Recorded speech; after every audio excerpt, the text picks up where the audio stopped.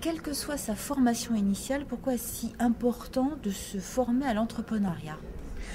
Parce que vous avez beau maîtriser un métier, poissonnier, webmestre, ce que vous voulez, si vous créez une entreprise et si vous comptez diriger une entreprise, il faut apprendre un autre métier qui est savoir tout faire.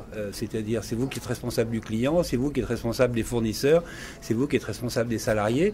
Et ça, le métier de poissonnier ou le métier de webmestre, ça ne vous prépare pas à ça, vous voyez ? Et il y a des bénéfices donc à se former ? Énorme, et des bénéfices prouvés. C'est-à-dire qu'on sait très bien que les gens qui ont créé une entreprise ou qui ont repris une entreprise après avoir choisi de suivre une formation sont des gens qui sont plus performants et avec des entreprises qui sont plus pérennes. Pour créer son entreprise, à qui s'adresser ? Je pense que le meilleur point d'entrée, c'est d'aller à la chambre de commerce qui correspond au territoire sur lequel vous habitez. Vous allez au service d'accueil des créateurs d'entreprises et puis là, vous serez reçu, gentiment d'ailleurs, et on vous donnera des indications, c'est un aiguillage, on vous donnera des indications sur, ok, votre projet c'est plutôt ceci, plutôt cela, eh bien allez voir un tel, etc. On vous proposera des formations en chambre de commerce, mais on vous proposera aussi du consulting, du coaching, tout ce que vous voulez de ce genre, y compris hors de la chambre de commerce. Il y a probablement quelques centaines d'offres de formation, stages courts, stages longs, modules divers et variés, probablement quelques centaines.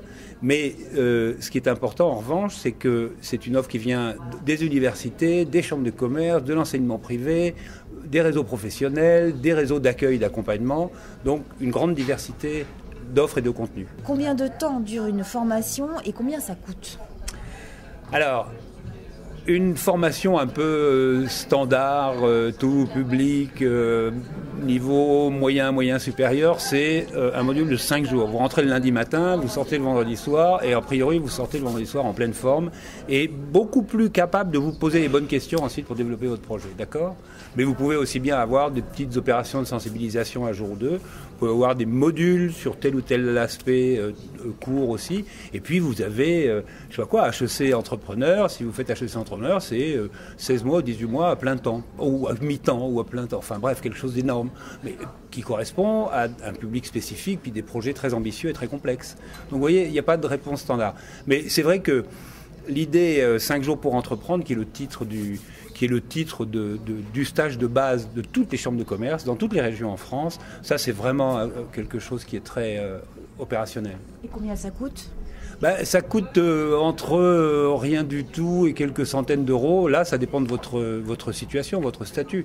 Vous avez beaucoup de stages pour des demandeurs d'emploi qui sont totalement financés.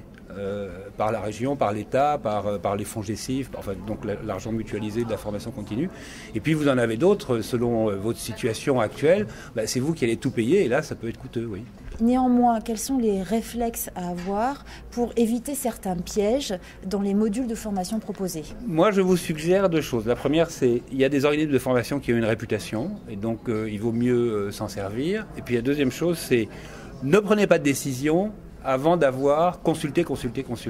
Consultez des spécialistes de la question que vous voulez traiter ou consultez des stagiaires. Si un stagiaire vous dit « on a passé 2 jours à décider entre société en non collectif ou société par action simplifiée, etc. » c'est ridicule, c'est une perte de temps. Donc vous voyez, il faut consulter avant de choisir le stage que vous voulez faire. Voilà. Et peut-être également demander les plaquettes pédagogiques. Ah oui, bien sûr, ça c'est un minimum. Oui, alors j'aurais dû le dire pour commencer, mais il faut regarder le programme, effectivement. Et un programme intéressant pour quelqu'un qui veut créer son entreprise, c'est un programme qui insiste sur le client.